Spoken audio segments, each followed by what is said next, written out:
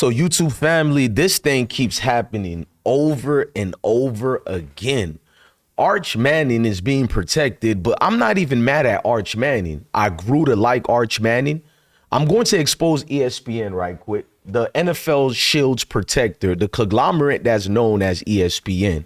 Y'all smash that like button, hit that notification bell. So you guys know I've been on Arch Manning's tail for a while now, probably for 4.5 years. Probably longer than that. And I've been watching him since he was an 8th grader entering his 9th grade season, meaning towards the end of his 8th grade season when his highlights came out and about. I said, I need to watch this young kid. I've been getting attacked mostly by people who looks like me. Now those same black people are making videos talking about Arch Manning is no good. And I seen 3 of these content creators who actually came to my channel to attack me during these years ago. And I got the receipts, but I'm gonna stick the code. As you guys see my proof here, because we didn't even start the video yet, look at my proof and look at the dates. You guys can copy the titles, go watch these videos yourself and see if your boy DJ Bless one is solid and he's always keep his words. Because I thought Malik Murphy was the better quarterback at Texas.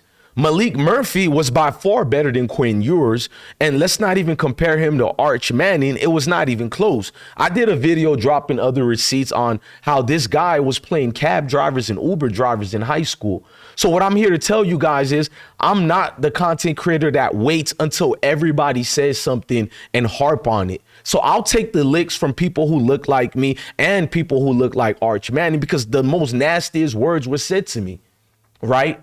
But we know we got a lot of step infections in our communities who overwhelmingly go out their way to ridicule, to attack, despite the facts of what's really going on. Because at the end of the day, we got a lot of step infections in our circles. I'm about with them 2 nigga magpies. Remember them 2 nigga birds? I seen a whole, them little nigga birds. What was I supposed to think? They were French birds? I seen a whole fly, big eyes. I seen a. You know what I'm saying? So I'm gonna stick the code by not even calling them out because I seen 3 of them making a video about Arch Manning, but these dudes was trying to cater and fit in with the other communities to make their brother DJ Bless one look like I lost my mind, as if I don't know football, as if all my receipts ain't been being used by all the conglomerates. MSNBC uses our receipts. CBS, or you can just put my name and put these names and see if I'm capping, but you won't. Just like when I exposed Tom Brady yesterday, and to see so many people, including black folks, it must be AI you're using. How old is this interview? When Tom Brady literally did the interview with Chris Hollingsworth a couple of days ago.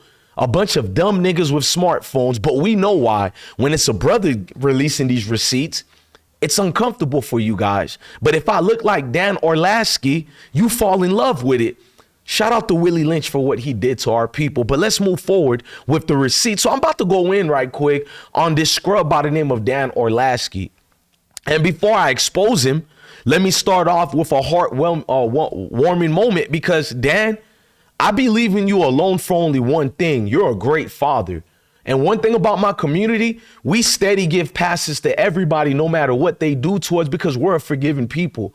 We're the chosen 144 for a reason, and we have always been great to people. Now, I get attacked by racists all day, and my thing to the racists are, where were you guys when we do these other videos that have nothing to do about exposing racists? So it means you spend your time every day on the internet to wake up looking for blacks who are exposing your comrades, who are exposing your fellow racist clan members. So it bothers you when you see an articulate guy like me who can combat you guys and handle you guys. So you waste your day waking up and pretending that I'm the racist for exposing wicked, evil people, which doesn't even make sense, but it makes perfect logical sense when you find out who a lot of you people are. So what am I talking about, Dan Orlovsky?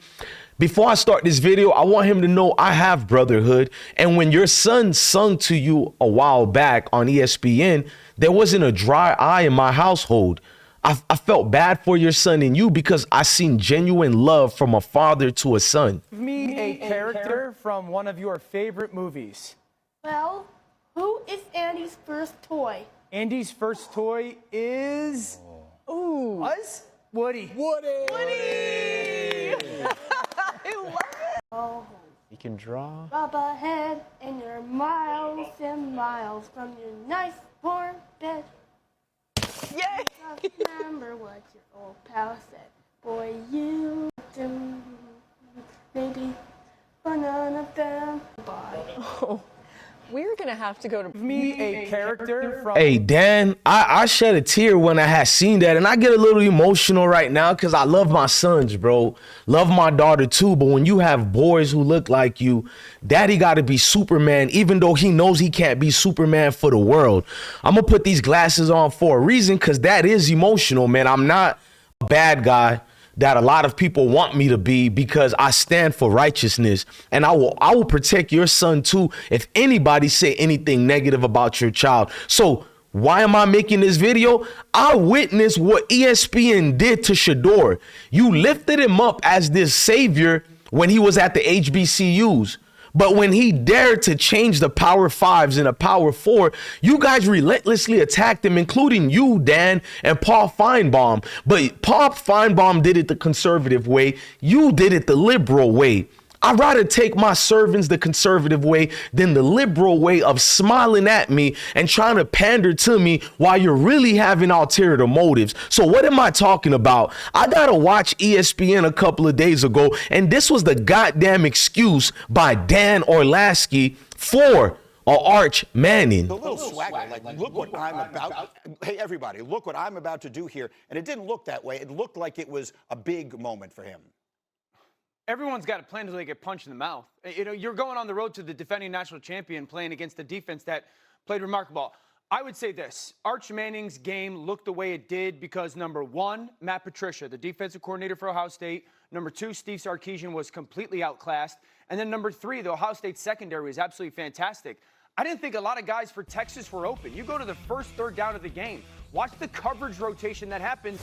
And if I just freeze it right now, there's two guys over one guy defensively to offensively. Then there's three guys for Ohio State's defense. First two guys is offensively for Texas. There's nowhere to throw the football for Arch Manning other than the place that he throws the football, even though it's short of the first down.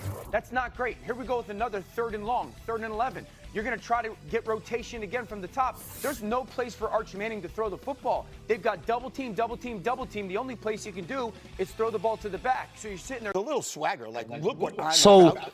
So what Dan is basically telling us, Matt Patricia, who used to coach the Detroit Lions, Matt Patricia, who's part of the Bill Belichick tree line of those great New England Patriots. So you're blaming a defensive coordinator for being too good as the reason why Arch Manning played horribly and bad. Yet you use the opposite logical points to critique and say Shedeur should have been lowered in the draft because of the micronisms of holding the ball too long and blah, blah, whatever weird reasonings you guys have to attack our people who look like my sons. So just as and look, I didn't even tell you guys why I almost shed a tear for his son, because if you know, you know. That's how you know I'm respectful, because if you know what's the situation with Dan's son, then you know why it was a heartwarming moment on ESPN. So my thing to every human beings, don't make me the bad guy. I tried to be the good guy. What did I get out of it? I got ridiculed. I got made fun of, and you guys weren't paying attention. But when I put my God's cape on and became the man that God wants me to be, to stand up righteously, fierce as a lion, here comes you degenerates, blacks, whites, and Spanish and Asians, people of all groups of people who are just degenerates. Where were you guys at? It seems that everybody coddles and protects the male community. I'm talking about people who look like me will go harder for your community than mine's, Dad. Why are you going out your way to have all these BS excuses for not just saying that Arch Manning is no good right now? I'm not saying he's not going to be good, but you guys said this was a generational talent. We need to find out who gave him the perfect score on Rivals.com, Scouts.com, on 3 Sports, and here's the worst part about it, ESPN Top 300. You guys got him number 1, a perfect rating. No recruit has ever got that since I was in high school. How does that happen, even with a last name? And that's that sticking the code, these coded efforts that you guys do, because we're dominated in all the fields. We're dominated in coaching. We're dominating in executive positions now in the league, which definitely scares the hell out of you guys. What room is left for the male man and woman in the NFL conglomerate? And that's the reasoning.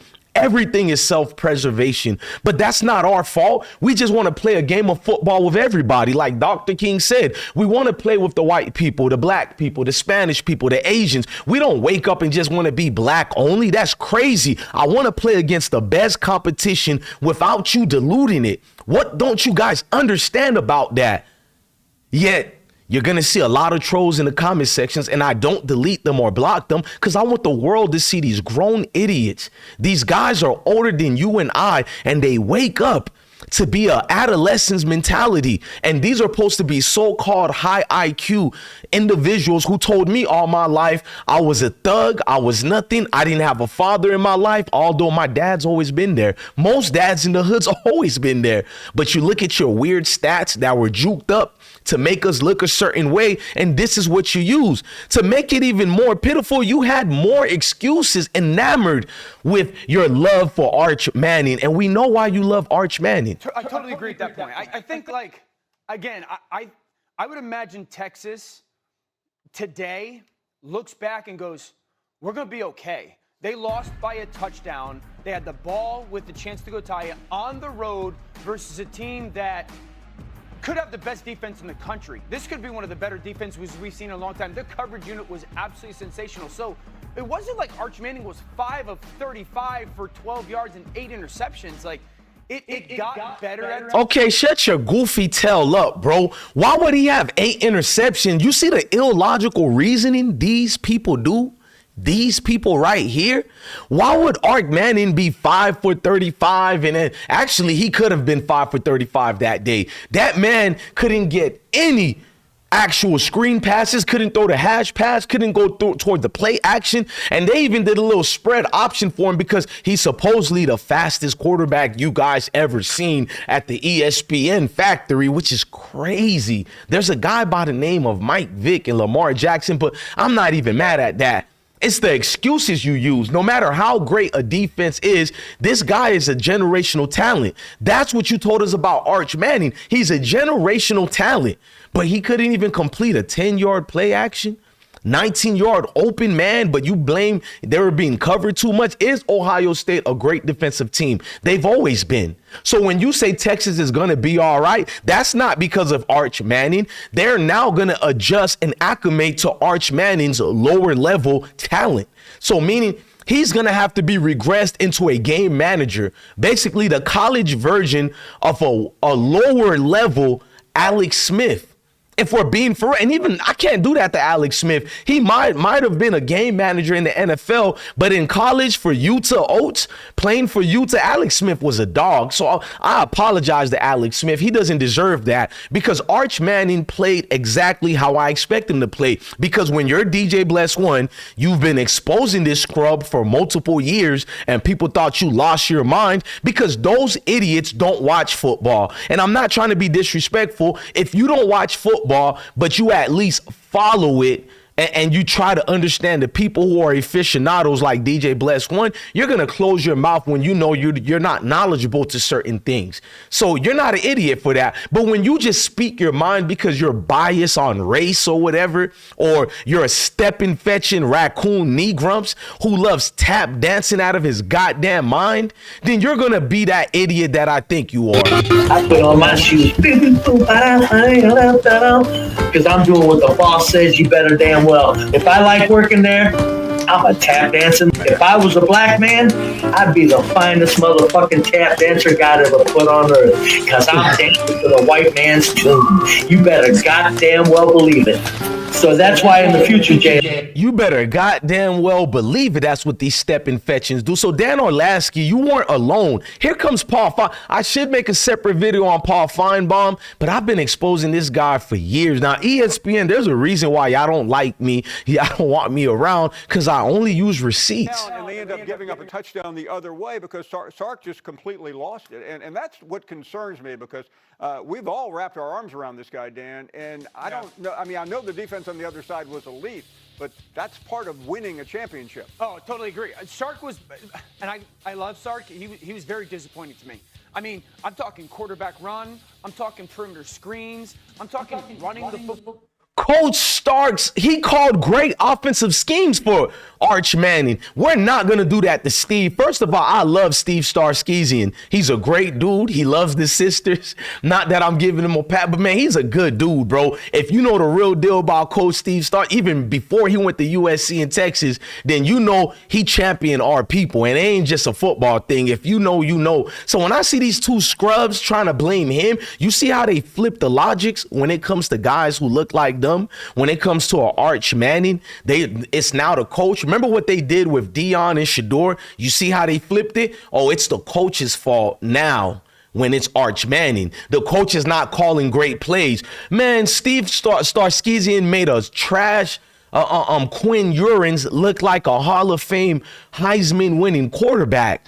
So you telling me this coach who has been known as a quarterback guru, who's the brightest thing that Texas has, you're telling me it's his fault that Arch isn't doing well? Look, Texas is going to win a lot of games this year, and it won't be because of Arch Manning. It's going to be because of Coach Steve and all those 5-star and 4-star players they got at that oil-rich Texas University. So let's not play the games here. We're not saying that Texas is going to be trash this year. They aren't going to. Texas might win all the rest of their games and win the national championship this year. I know football. They got a great team. Problem is, the scrub at the helm of things who got the ball in his hands, he shouldn't be there. He shouldn't even be a starter. If we're being for real, he wasn't ready to be a starter yet. But you're not going to listen to me. You're going to negate all that part because of your pre-biasness. See, I got a lot of videos criticizing Shedeur, but you choose to dismiss that.